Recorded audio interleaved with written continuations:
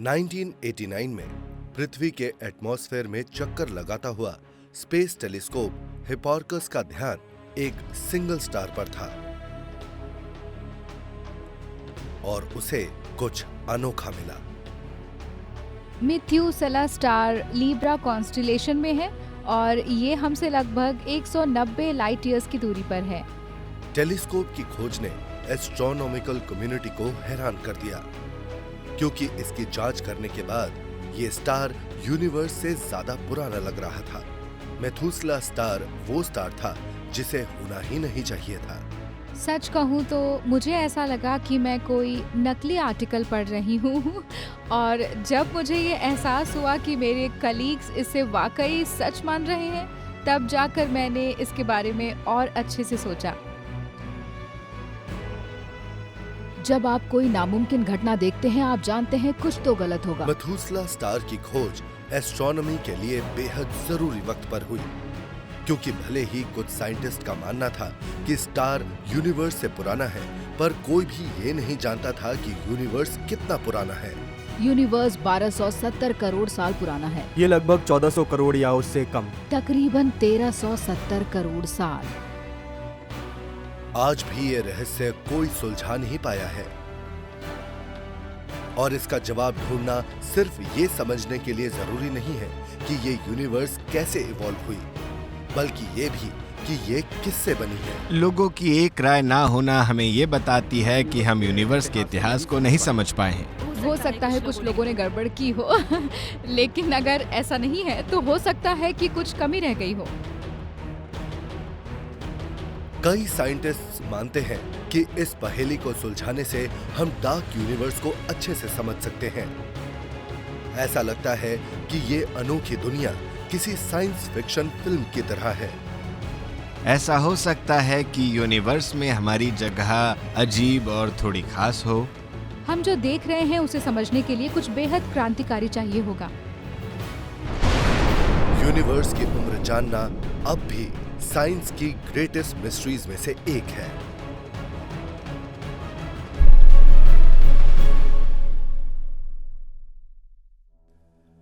जब हमने पहली बार स्टार्स की तरफ ताज्जुब से देखा, इंसानियत ने सबसे बड़े सवालों में से एक पूछा कि इसकी शुरुआत कैसे हुई। इस विशाल यूनिवर्स का हम बस एक छोटा सा हिस्सा हैं, जिसमें लाखों स्टार्स और गैलेक्सीज हैं। मैं जानना और समझना चाहता हूं कि वहां क्या है। एस्ट्रोनॉमर मार्क क्लाइन वोल्ट ये पता लगाना चाहते हैं कि कब और कैसे यूनिवर्स की शुरुआत हुई।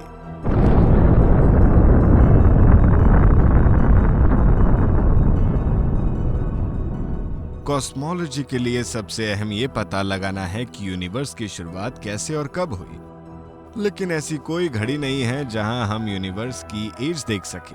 ये कितना पुराना है जानने के लिए आपको मुश्किल काम करने पड़ेंगे। यूनिवर्स की शुरुआत कैसे हुई, ये पहेली सुलझाना आसान नहीं है, क्योंकि आज उसके सिर्फ कुछ ही निशान बाकी हैं। हम एस्ट्रोनॉमर्स टेलीस्कोप के जरिए स्टार्स और गैलेक्सी की रोशनी का इस्तेमाल करके इतिहास जानते हैं, और जितना इतिहास हम जानते हैं उतना ही ये मुश्किल हो जाता है, क्योंकि यूनिवर्स में एक ऐसा वक्त भी था जब कोई स्टार्स नहीं थे। जैसे अब हम इस दीवार की बात करें, ऊपर जाने पर इसमें अंधेरा है। अब हम वहां कुछ नहीं देख सकते, इसलिए एस्ट्रोनॉमर के तौर पर हम बड़े और बेहतर टेलीस्कोप बनाकर यूनिवर्स के अंधेरे हिस्से को देखना चाहते हैं। यहाँ चढ़ना वैसा ही है जैसे शुरुआती यूनिवर्स का पता लगाना। लेकिन ये खोज कई सवालों को पैदा कर रही है, जैसे कि ये किस चीज से बनी है। लोग ये काफी वक्त से करते आ रहे हैं, तो उन लोगों ने हमारे लिए बड़ी जिम्मेदारी छोड़ी है, क्योंकि उन्होंने बहुत आगे की सोची और कुछ नया किया, कुछ ऐसा जो किसी ने नहीं सोचा कि मुमकिन हो सकता है। और मुझे लगता है यही तो साइंस है।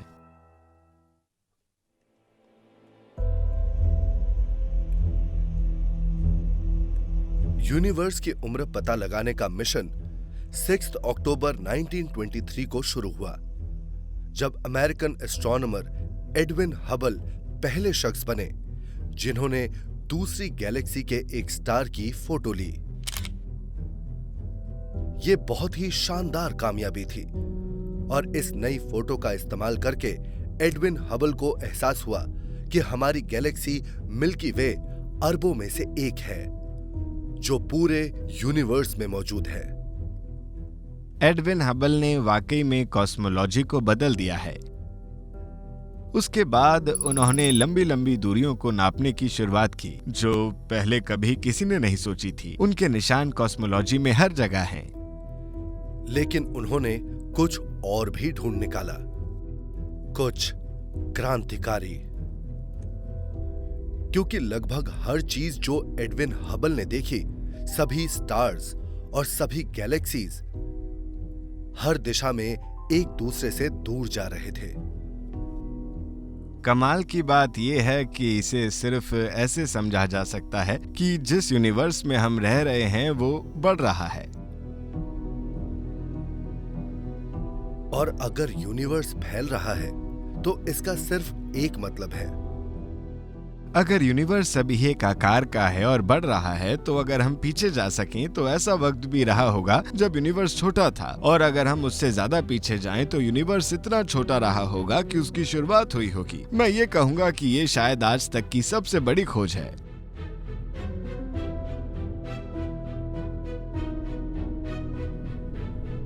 वो यूनिवर्स के जन्म की शुरुआत थी। आज एस्ट्रोनॉमर्स ने इसे नाम दिया है द बिग बैंग।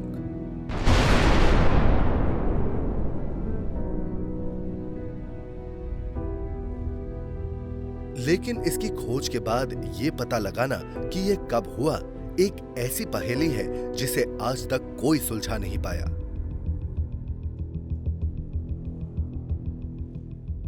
क्या आज तुम इसे घुमा लाओगे? हाँ, मैं इसे टहला लाऊंगा। हाँ, बैठो बैठो बैठो। अरे बैठ जाओ।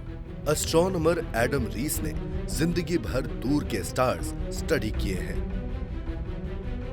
और 1997 में वो एक बेहद शानदार खोज करने वाले थे। 1997 हमारे लिए बहुत बड़ा साल था। मैं बर्कली में पोस्ट डॉक था। हम शादी के लिए तैयार थे और साथ में ही हमारा काम भी खत्म करना था।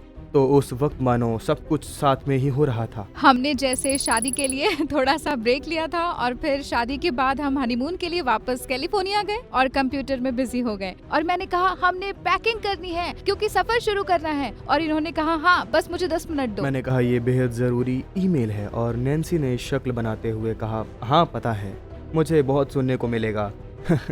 अच्छी बात यह है कि मैं 25 साल पहले आए उस ईमेल की बात करके कहता हूँ वो बेहद ज़रूरी ईमेल था। एडम का ईमेल बेहद जरूरी था क्योंकि उसने यूनिवर्स की हमारी समझ को बदल कर रख दिया। एस्ट्रोनॉमी में हर दिन हम किसी बड़ी खोज के होने का इंतजार नहीं करते, बिल्कुल नहीं। उससे वाकई सब लोग चौंक गए थे। एडम उस टीम में थे जो विस्फोट होते स्टार्स पर रिसर्च करते थे, जिसे सुपरनोवा कहते हैं। और ये आसमान की सबसे ज्यादा चमकदार चीज है। हमारी टीम आसपास के सुपरनोवा को देखने और स्टडी करने में माहिर थी, जिससे पता लग सके कि ये यूनिवर्स कितनी तेजी से बढ़ रहा था। इसलिए हम ये देखना चाहते थे कि पहले के वक्त में ये कितनी तेजी से बढ़ रहा था। और इतिहास में देखने के लिए एडम और उनकी टीम ने यूनिवर्स के दूर छोर पर सुपरनोवा की तलाश की, और उन्हें जो मिला उस पर यकीन करना नामुमकिन था। एडविन हबल को लगा था कि इसकी फैलने की रफ्तार धीमी हो रही थी, जैसे विस्फोट के बाद धूल बैठती है, और लगभग 100 सालों तक बाकी सबको भी लगा कि वो सही थे।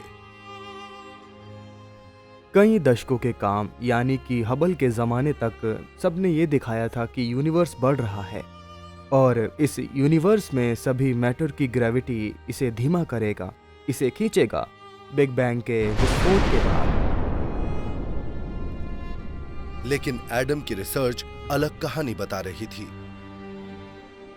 मैं बहुत बड़े डेटा के हिस्से की जांच कर रहा था ताकि हम सुपरनोवा को देखकर बता सके कि ये बढ़ना कितना धीमा हो रहा था।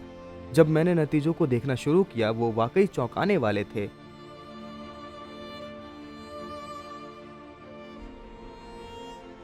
न वो बहुत ज़्यादा धीमा हो रहा था ना बहुत ही कम, वो असल में बहुत तेज़ हो रहा था। ऐसा लगा जैसे कि यूनिवर्स की स्पीड बढ़ रही है और इस बारे में उस वक्त किसी ने सोचा ही नहीं था।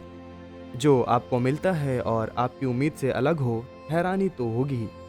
मेरा मतलब मैथमेटिकली इसमें सिर्फ साइन बदलता है, लेकिन फिजिक्स की बात करें तो सब बदल जाता है। एडम का मानना था कि यूनिवर्स का फैलना हैरानी के साथ तेज हो रहा था।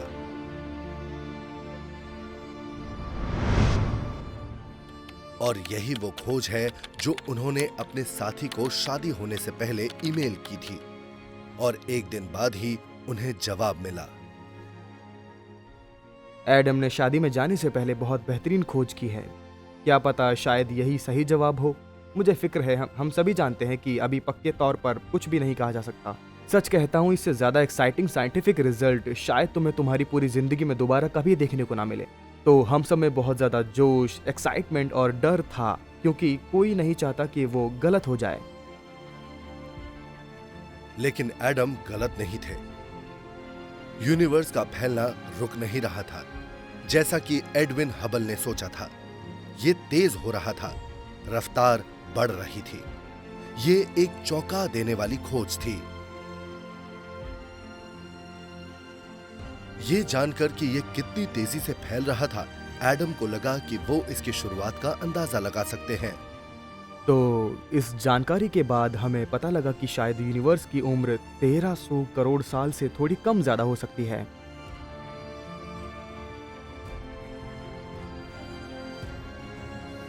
सन 1923 में एस्ट्रोनॉमर एडविन हबल ने दूसरे गैलेक्सी के स्टार की फोटो ली और पता लगाया कि यूनिवर्स फैल रहा है। और अगर यह फैल रहा था तो जाहिर है इसकी शुरुआत हुई होगी एक बिग बैंग से। करीब 100 साल बाद सुपरनोवास के ऑब्जर्वेशंस का इस्तेमाल करके एडम और उनकी टीम ने कैलकुलेट किया कि यह कब हुआ, और उन्होंने यूनिवर्स की उम्र 1300 करोड़ साल बताई थी। लेकिन तब एस्ट्रोनॉमर्स ने एक प्राचीन स्टार खोज निकाला, एक स्टार जो कि यूनिवर्स से ज्यादा पुराना लग रहा था।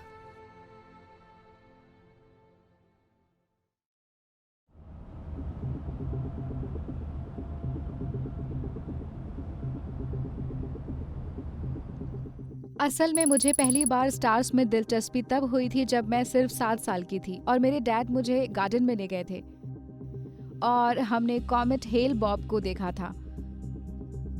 और फिर मैं रोई और कहा ये बहुत खूबसूरत है।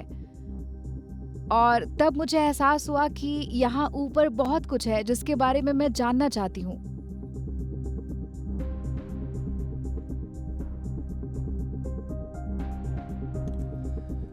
स्टेलर आर्कियोलॉजिस्ट एमा चैपमैन प्राचीन स्टार्स की लाइफस्टाइल का पता लगाती है, कुछ ऐसा जिसकी शुरुआत स्टेलर नर्सरीज या नेबुला में हुई। हम यहाँ जो देख रहे हैं वो एक नेबुला है, मतलब स्टार्स के पैदा होने की जगह, और असल में वो बस बहुत ज्यादा गैस और धूल है।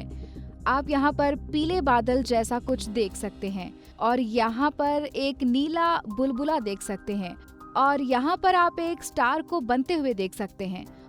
और ये ज्यादा सफाई से नहीं बन रहा, ये आसमान में बस स्टार्स ही नहीं हैं, ये अकेले पड़े स्टार्स हैं जिनके आसपास का माहौल धूल से भरा हुआ है।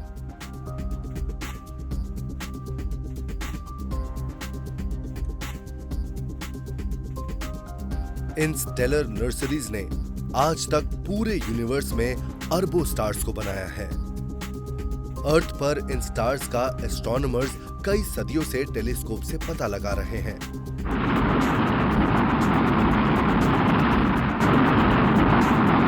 लेकिन 1989 में एस्ट्रोनॉमी में सही नाप लेने के लिए पहला स्पेस टेलीस्कोप लॉन्च हुआ, जिसका नाम हिपार्कस था और उसने न सिर्फ स्टार्स का बेहद सटीक तरीके से पता लगाया, बल्कि उसके इकट्ठा किए हुए डेटा से रिसर्चर्स ने स्टार्स की उम्र का पता लगाया और इससे कुछ अनोखा पता लगा।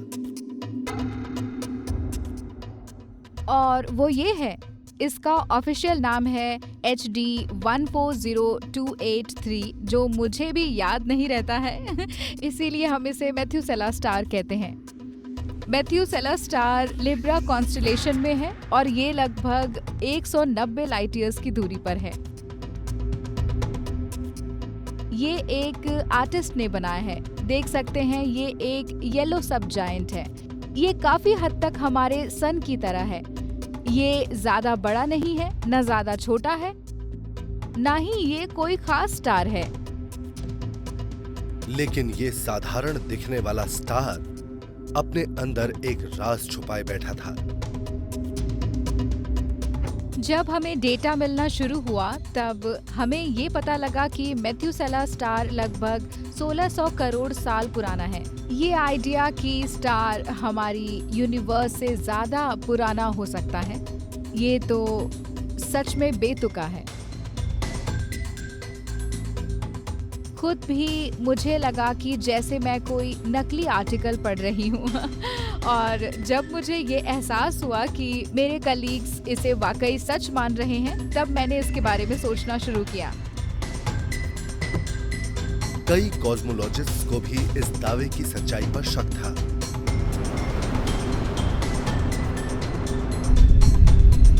तो जब हबल स्पेस टेलीस्कोप ने काम करना शुरू किया, उसे मेथुसेला की उम्र साबित करनी थी। जब हबल टेलीस्कोप ने मैथ्यूसेला स्टार को देखना शुरू किया, हम उसके बाद के ऑब्जर्वेशंस को देखकर ये बता सकते हैं कि ये एस्ट्रोनॉमिकल कम्युनिटी के लिए कितनी बड़ी बात थी। 8 सालों में मैथ्यूसेला स्टार के 11 ऑब्जर्वेशंस हुए थे। अब इसकी अहमियत समझने के लिए एक टेलीस्कोप से ऑब्जर्वेशन करने में बहुत वक्त और साथ ही बहुत पैसा लगता है, और इतने वक्त में ये कर पाना किसी लॉटरी लगने से कम नहीं है, और 11 ऑब्जर्वेशंस करना हैरान करने वाली बात है। नए ऑब्जर्वेशंस ने मेथुसेला स्टार की उम्र कम कर दी। अब ये 16 से 14.5 करोड़ साल का हो गया। लेकिन ये अब भी एडम रीस की बिग बैंग की तारीख से 100 करोड़ साल ज्यादा था। दोनों में से किसी एक को गलत होना था। हमें ये पता लगाना था, या तो यूनिवर्स हमारी सोच से ज्यादा पुराना था या फिर स्टार हमारी सोच से नया था। ये बहुत बड़ी बात थी, क्योंकि इसका मतलब ये था कि हमारे सभी मॉडल्स, हमारी सारी जानकारी यूनिवर्स के एज के बारे में बिल्कुल गलत थी। 100 साल से भी पहले एडविन हबल को पता लगा कि यूनिवर्स फैल रहा है, जिससे ये एहसास हुआ कि इसकी शुरुआत हुई होगी एक बिग बैंग से। लेकिन ये कब हुआ, ये साइंस की ग्रेटेस्ट मिस्ट्रीज में से एक है। सुपरनोवास की स्टडी करने वाले रिसर्चर्स कहते हैं कि ये 1300 करोड़ साल पहले हुआ। लेकिन जब एस्ट्रोनॉमर्स ने एक स्टार ढूंढा जो इससे ज्यादा पुराना था, तब सबके सामने एक सवाल खड़ा हुआ, क्या उनकी कैलकुलेशंस सही थी? और तब बिग बैंग की फेडिंग हीट को स्टडी करने वाले कॉस्मोलॉजिस्ट सामने आए और उन्होंने यूनिवर्स की जो उम्र बताई, उससे रहस्य और गहरा हो गया। जब मैं छोटी थी, मैं एक एस्ट्रोनॉट बनना चाहती थी। मेरा बचपन श्रीलंका में बीता, जहाँ काले खूबसूरत आसमान होते हैं और आप स्टार्स में खो जाते हैं, और वक्त के साथ वो जुनून ये जानने की चाहत में बदल गया कि यूनिवर्स इस तरह क्यों है, ऐसे काम क्यों करता है, यूनिवर्स की शुरुआत कैसे हुई और इसका आगे क्या होने वाला है। ये दुनिया का सबसे बड़ा रहस्य है और मैं इसे जानना चाहती हूँ। कॉस्मोलॉजिस्ट हिरण्या पेरेस यूनिवर्स के शुरुआती सालों की छानबीन करती हैं। लेकिन वो लम्हा जब यूनिवर्स बना था, दोबारा नहीं देखा जा सकता। तो ये पता लगाने के लिए कि क्या और कब हुआ था, वो बिग बैंग की फेडिंग हीट स्टडी करती हैं। परेशानी ये है कि ये इतना प्राचीन है कि इसका पता नहीं लगता। वक्त के साथ इस बिग बैंग की बची हुई गर्मी बहुत ठंडी हो चुकी है। इसे देखने के लिए आपको स्पेस में एक सैटेलाइट भेजना होगा जहां बहुत ठंड है और इसे नापना होगा। –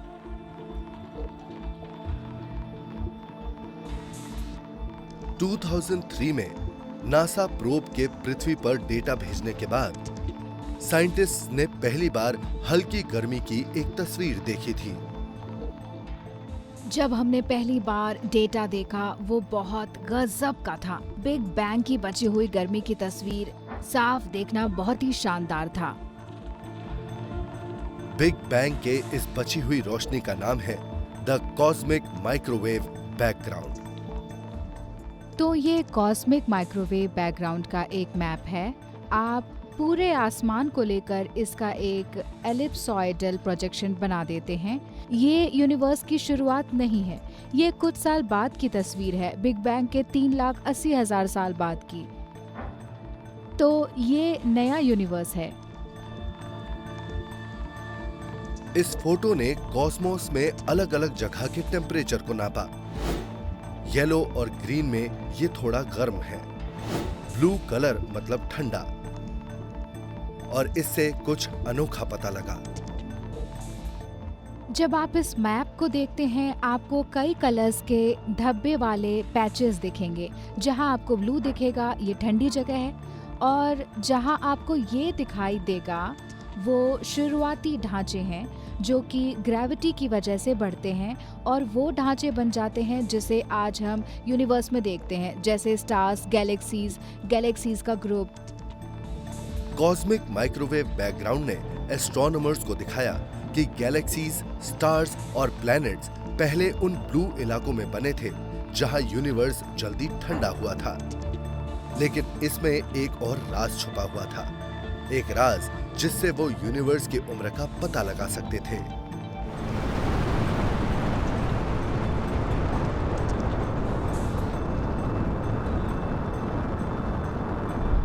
लेकिन सटीकता से करने के लिए रिसर्चर्स को और डेटा चाहिए था, तो 2009 में प्लांक स्पेस प्रोब लॉन्च हुआ।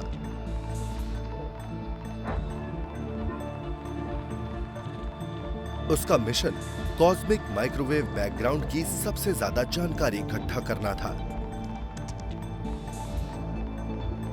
और ये कामयाब हुआ। आसमान का ये मैप प्लैंक सैटेलाइट ने बनाया है, तो ये वो जानकारियां हैं जो उसे दिखाई दी। बिल्कुल ऐसा है जैसे कि चश्मा पहनने के बाद आपको सब साफ दिखाई देने लगता है। ये खूबसूरत है। यहाँ पर कितनी सारी जानकारी है, मैं इसे कई घंटे देख सकती हूँ। मैप की छोटी छोटी जानकारी में यूनिवर्स की उम्र का एक और सुराग था। जब आप CMB मैप को देखते हैं, यहाँ पर आपको कई धब्बे दिखेंगे, और अगर आप इसे ध्यान से देखेंगे तो पता चलेगा कि इन धब्बों का खास आकार है। ये धब्बे जो अलग अलग टेम्परेचर्स दिखाते हैं, उनकी वजह से कॉस्मोलॉजिस्ट आज के आसमान का मैप बना पाए, और इस वजह से वो उसकी दूरी नापने में कामयाब हुए। एक बार जब ये दूरी पता हो और लाइट की स्पीड हमें पता है, हम पता लगा सकते हैं कि उसे यहाँ पहुँचने में कितना वक्त लगा, और फिर यूनिवर्स की एज क्या है। इस सीधे से होने वाले कैलकुलेशन ने हमें यूनिवर्स की एक नई उम्र दे दी। प्लैंक के इस्तेमाल से हमें यूनिवर्स की जिस एज का पता लगा वो थी 1370 करोड़ साल। तो हैरानी की बात ये थी कि प्लैंक सुपरनोवा से अलग एज कैसे बता रहा था, और इन दोनों के जवाब अलग होने का मतलब ये था कि यूनिवर्स की हमारी समझ में अभी भी कुछ कमी है। सिर्फ यही नहीं, ये वो उम्र थी जो मेथुसेला स्टार के बारे में भी बता पाई थी।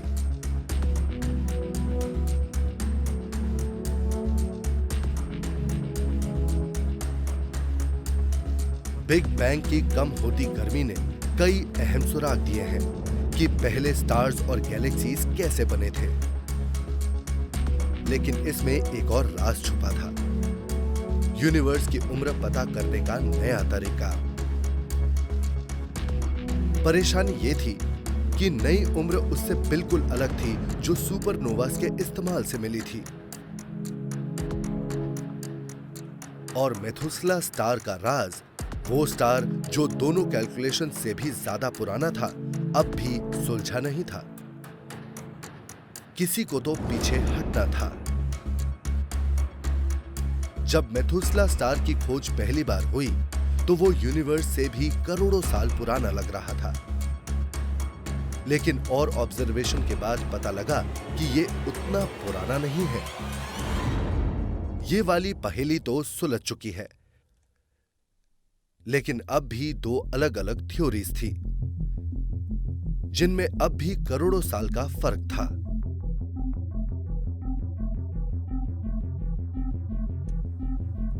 पुराने दोस्त डैन स्कॉल्निक और एडम रीस इस पहेली को सुलझाने की कोशिश कर रहे थे, क्योंकि यूनिवर्स की उम्र सुपरनोवास और बिग बैंग की फेडिंग हीट से नापने पर अलग-अलग जवाब मिल रहे थे।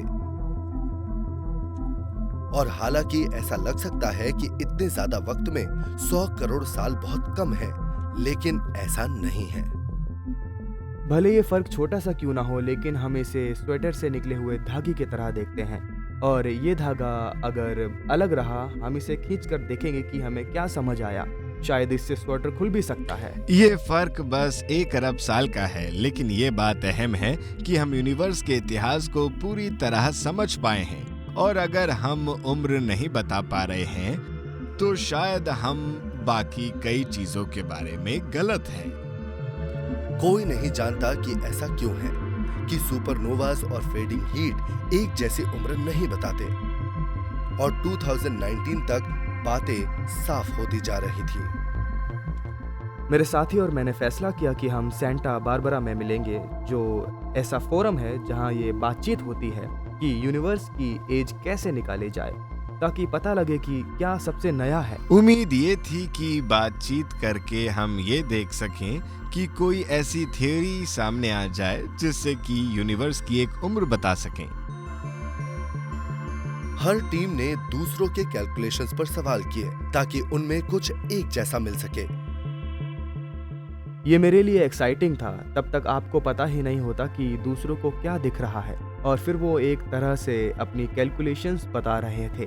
वहाँ बहुत हलचल हो गई थी, नतीजे बहुत तेजी से आ रहे थे, और फिर हमें लगा कि हमें समझ आ रहा था और लोग वाकई बहुत एक्साइटेड हो रहे थे।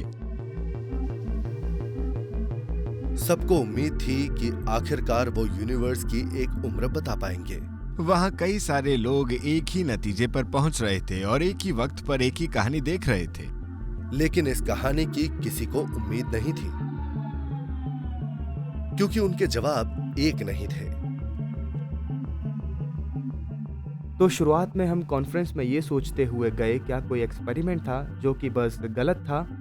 लेकिन जब हमने देखा कि सबकी राय एक जैसी है, तब लगा जैसे कोई भी गलत नहीं था, सिवाय यूनिवर्स के बारे में हमारी समझ के। कॉन्फ्रेंस में सबसे बड़ी बहस इस बारे में थी कि इसे क्या बुलाएं, परेशानी, फर्क या फिर मुसीबत। मुझे लगता है आखिर में इसे क्राइसिस कहा जाएगा, लेकिन ये क्राइसिस एक तरह से सही था, क्योंकि हम मुसीबत को ही ढूंढ रहे थे और हमारे पास यूनिवर्स का मॉडल है जिसका एक बड़ा या फिर ज्यादातर हिस्सा हम समझ नहीं पा रहे। –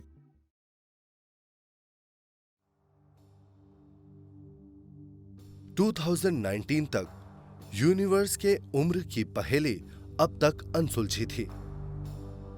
रिसर्चर्स जो सुपरनोवा और बिग बैंग के फेडिंग हीट पर काम कर रहे थे, उन्होंने अपनी कैलकुलेशंस जांची और वो दोनों सही लगे। लेकिन वो माने नहीं। इसका कोई मतलब नहीं था।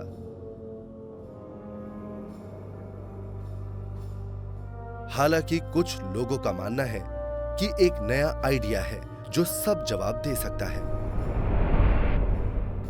एक आइडिया जो साइंस की कहानी लगता है, ना दिखने वाला और ना समझ आने वाला डार्क यूनिवर्स। 1997 में एडम रीस ने पता लगाया कि यूनिवर्स जिस तेजी से फैल रहा है उसका किसी को एहसास नहीं है,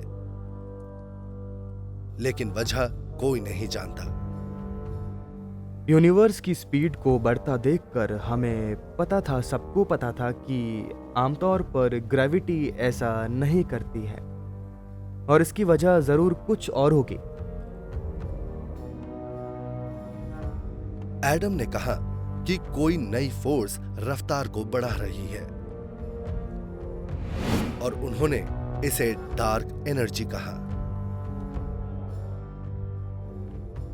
आम तौर पर ग्रेविटी स्पेस को ऐसे मोड़ती है कि वो चीजों को पास खींचता है। डार्क एनर्जी अलग काम करती है।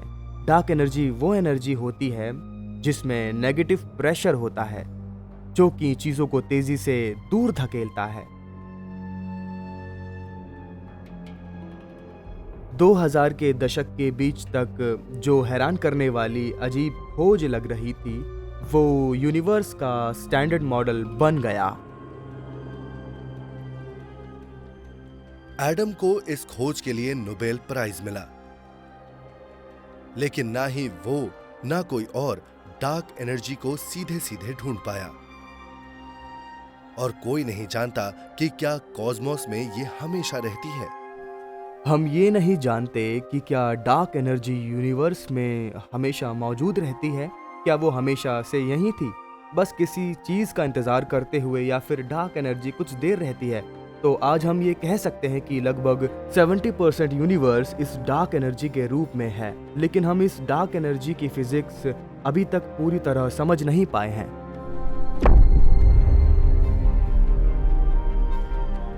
अब ये माना जाता है कि ज्यादातर यूनिवर्स लगभग 70% इस डार्क एनर्जी से बना है और बाकी का लगभग सब कुछ दूसरी अजीब चीज से बना है जिसे साइंटिस्ट ढूंढ नहीं पाते।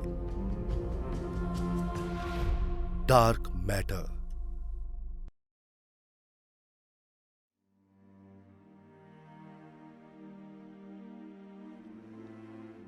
मैं कहूंगी डार्क मैटर कुदरत की ग्रेटेस्ट मिस्ट्रीज में से एक है, लेकिन हम नहीं जानते कि ये क्या है और इसलिए ये दिलचस्प है। ये ब्लैक होल्स हो सकते हैं, या फिर ये कम रोशनी वाले स्टार्स होंगे जो दिखते नहीं, या फिर कोई नया पार्टिकल हो सकता है जिसकी पहचान न हुई हो।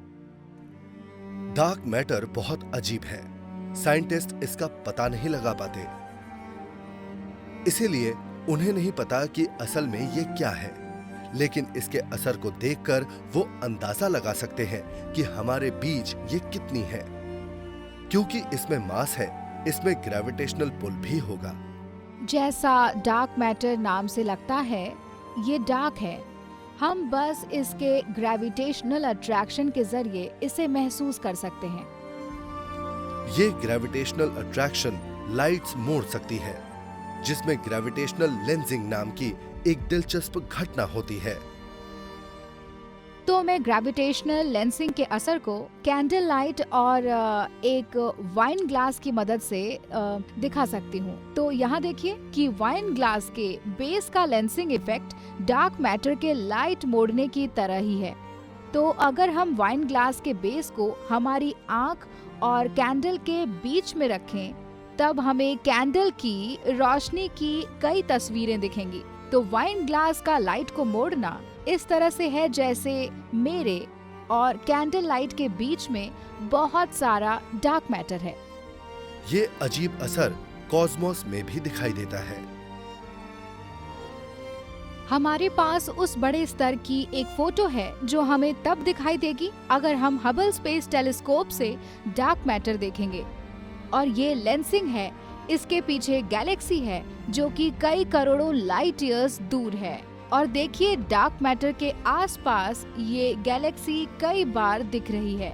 ये असल में एक शानदार घटना है।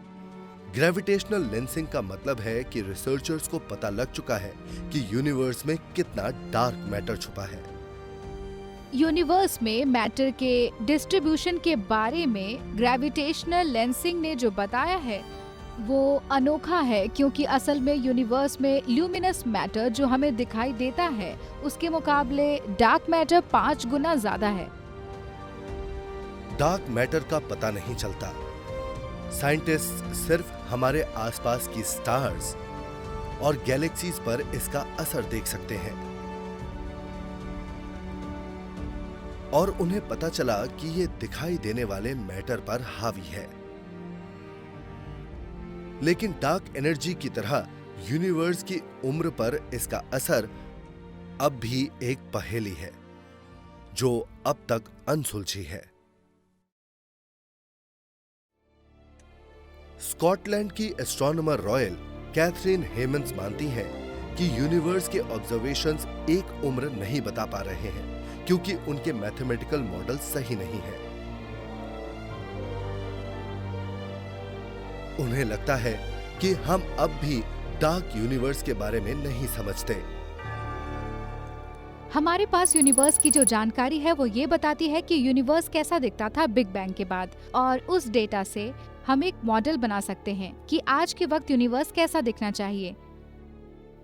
लेकिन हमें पता लग रहा है कि हम जो यूनिवर्स देख रहे हैं वो हमारी उम्मीद से अलग है, और हम जो आज यूनिवर्स देख रहे हैं उसे पूरी तरह से नहीं समझ सकते, जिसका मतलब है हम यकीन से नहीं कह सकते कि वो कितना पुराना है। इसका कोई मतलब नहीं है। कैथरीन को लगता है कि हालांकि रिसर्चर्स ने कैलकुलेट कर लिया है कि डार्क यूनिवर्स कितना है, उन्हें इसके असर का अंदाजा नहीं है।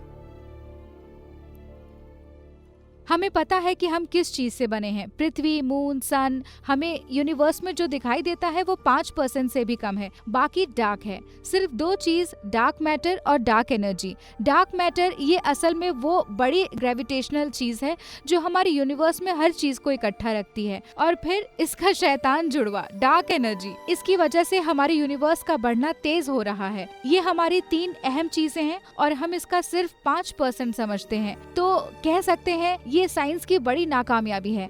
हम 95% यूनिवर्स को नहीं समझते, लेकिन मैं इसे एक बड़ी चुनौती समझती हूँ, क्योंकि अगर हम इसे समझ सकें तो उम्मीद है कि हमारे आसपास की सभी चीजों की समझ को ये वाकई बदल देगा। डार्क मैटर यूनिवर्स पर क्या असर डालेगा, ये समझने की कोशिश के लिए कैथरीन छानबीन करेगी कि बिग बैंग के बाद क्या बदला है। तो ये डार्क मैटर का मैप है जो आसमान में फैला है। जहाँ पर चमकते हुए धब्बे हैं वहीं पर डार्क मैटर बहुत ज्यादा है, और जहाँ ये कलर्स गहरे होते जाते हैं वहाँ पर वो खाली जगह है जहाँ पर हमारे यूनिवर्स में बहुत कम डार्क मैटर है। और हमें जो मिला है हमें इसकी बिल्कुल उम्मीद नहीं थी। हम गुच्छे और खाली जगह देख सकते हैं, हमें कॉस्मिक जाल जैसा ढांचा दिख रहा है, लेकिन हमें इसकी बिल्कुल उम्मीद नहीं थी। जो हमें अभी दिखना चाहिए था उसके मुकाबले तो ये काफी ज्यादा चिकना है, और ये परेशानी की बात है क्योंकि डार्क मैटर के ढांचे बनने में वक्त लगता है। कैथरीन ने डार्क मैटर के मैप को बनाने और बेहतर करने में दशकों लगा दिए। तो पिछले 25 सालों में मैं हमारे यूनिवर्स के डार्क मैटर का मैप बनाने का काम कर रही हूँ। ये हमारे नॉर्थ का मैप है, हमने साउथ का मैप भी बनाया है, और हालांकि ये डार्क मैटर का सबसे बड़ा मैप है जिससे हम बना पाए हैं, लेकिन आसमान का ये बहुत छोटा सा हिस्सा है। तो शायद हम बदकिस्मत हों या ये यूनिवर्स का बस अजीब सा हिस्सा हो जिसे हमने देखा हो, लेकिन हमें इसकी उम्मीद बिल्कुल नहीं थी। और क्योंकि ये बहुत चिकना है, ये बताता है कि हमारा यूनिवर्स हमने जो सोचा था उससे काफी नया है। अभी तक कैथरीन नहीं जानती कि ये कितना नया है, लेकिन उनका काम जारी है। एस्ट्रोनॉमर्स को पता लगा है कि डार्क मैटर जितना थ्योरीज बताती है उससे ज्यादा बराबरी से फैला है, जिससे कॉस्मोस का रहस्य बढ़ गया। कुछ लोग सोचते हैं कि दशकों लग जाएंगे डार्क यूनिवर्स को पूरी तरह से समझने से पहले, लेकिन दूसरे साइंटिस्ट नए तरीके ढूंढ रहे हैं ताकि पता लगा सके कि बिग बैंग कब हुआ।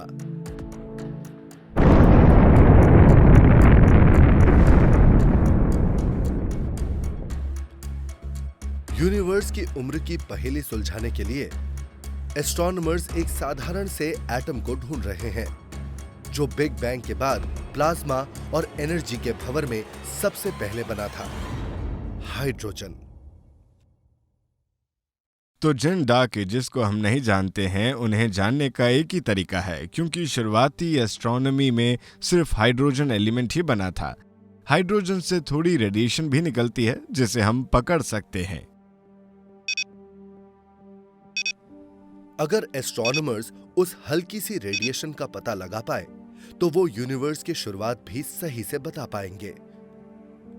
2006 में यूरोपियन स्पेस एजेंसी ने उसे ढूंढने के लिए पृथ्वी पर एक बड़ा सा टेलीस्कोप नेटवर्क बनाया। इसका नाम है लो फ्रीक्वेंसी एरे या फिर लोफार। तो लोफार पृथ्वी पर मौजूद सबसे बड़े रेडियो टेलीस्कोप में से एक है और यह असल में छोटे रेडियो एंटीना से बना है जो पूरे यूरोप में एक दूसरे से जुड़े हैं। सभी छोटे वाले साथ काम करके जाल बनाते हैं जिससे यूरोप जितना बड़ा एक वर्चुअल रेडियो टेलीस्कोप बनता है।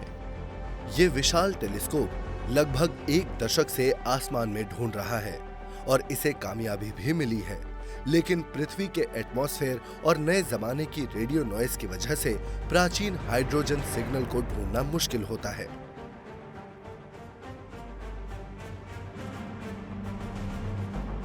इसे ढूंढने की सबसे बेहतरीन जगह वो होगी जहां रेडियो का शोर ना हो।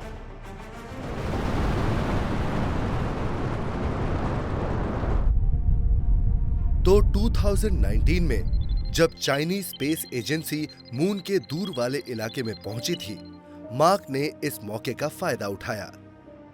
चाइनीज टीम ने हमें उस सैटेलाइट पर एक रेडियो टेलीस्कोप लगाने की इजाजत दी ताकि हम डार्क एजेस के सिग्नल को पहली बार नापने की कोशिश कर सकें। हम जो कर रहे हैं वो बहुत ही एक्साइटिंग साइंस है। ये एक नई पहल है। ये उस चीज को ढूंढना है जिसको हमने पहले कभी नहीं ढूंढा।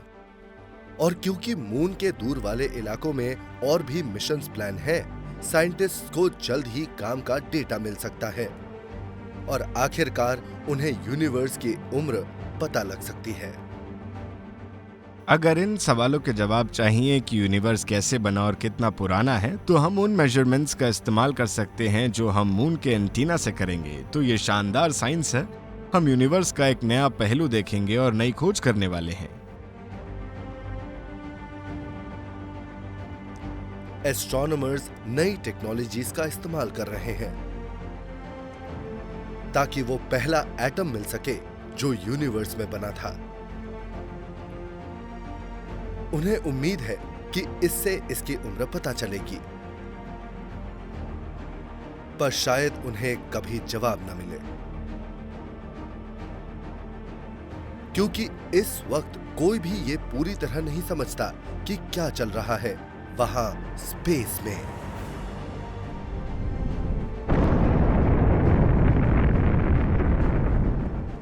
यूनिवर्स की उम्र साइंस की बहुत बड़ी अनसुलझी मिस्ट्रीज में से एक है। जो रिसर्चर्स बिग बैंग की फेडिंग हीट स्टडी कर रहे हैं, वो सुपरनोवाज वालों से 100 करोड़ साल ज्यादा बताते हैं और ये फर्क मायने रखता है। यूनिवर्स के बारे में अभी भी कुछ ऐसा है जो हम नहीं जानते। हालांकि ये 13 अरब साल में से सिर्फ 1 साल का ही फर्क है। इसका मतलब है कि हमारे यूनिवर्स की समझ और मॉडल अभी पूरी नहीं हुई है। हम अपनी शुरुआत से लेकर आखिर तक पूरी कहानी नहीं बता पा रहे हैं ताकि हम सबकी राय एक हो सकता है कि यूनिवर्स जितना हमने सोचा उससे ज्यादा दिलचस्प हो सकता है कि हमें एक नए तरह का पार्टिकल चाहिए, या फिर यूनिवर्स बहुत तेजी के साथ आगे बढ़ा हो, या हो सकता है कि कुछ नया हो जो हमसे छूट गया हो। अगर हमसे कुछ छूट गया है तो हमारे फिजिक्स के लॉज की समझ ठीक नहीं हो सकती है।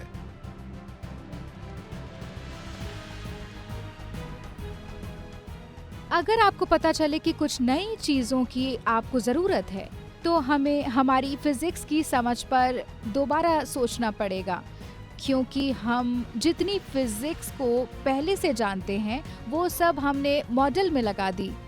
ये बहुत बड़ी खोज हो सकती है। हमने डार्क मैटर और डार्क एनर्जी को ढूंढा ताकि ऑब्जर्वेशन समझा सके, लेकिन वो अधूरा है। शायद हमें कुछ बेहद क्रांतिकारी चाहिए होगा ताकि जो हम देख रहे हैं उसे समझा सकें। और कहानी में एक आखिरी मोड़ है। ये सुनने में थोड़ा अजीब लगेगा, लेकिन एक क्रांतिकारी आइडिया ये है कि हम पॉकेट यूनिवर्स में रह रहे हैं। एक ऐसी जगह जहां फिजिक्स के लॉज बाकी कॉस्मोस से काफी अलग होते हैं। ऐसा हो सकता है कि यूनिवर्स में हमारी जगह थोड़ी खास और अजीब है, और ज्यादातर एक्सपेरिमेंट्स में हम ये टेस्ट कर रहे हैं कि क्या कुछ खास है इस जगह में जहां हम हैं, इस विशाल यूनिवर्स में। हमसे शायद एक बुनियादी पार्टिकल छूट गया। हम शायद डार्क यूनिवर्स का असर नहीं समझ पाए, या हम पॉकेट यूनिवर्स में रहते हैं। इसका जवाब सब कुछ हो सकता है, या कुछ नहीं, या फिर शायद कुछ ऐसा जो हमने कभी सोचा ही नहीं। फिलहाल इस वक्त इस रहस्य के लिए कुछ भी मुमकिन हो सकता है। मैं तो कहूँगा कि यूनिवर्स की हमारी समझ तजुर्बों पर निर्भर है। फिजिक्स की ऐसी कई सारी चीज़ें हैं जिसे हम अभी पूरी तरह से समझ नहीं पाए हैं, इसलिए काफ़ी सारे बदलाव हो सकते हैं और अभी भी बहुत खोज हो सकती है।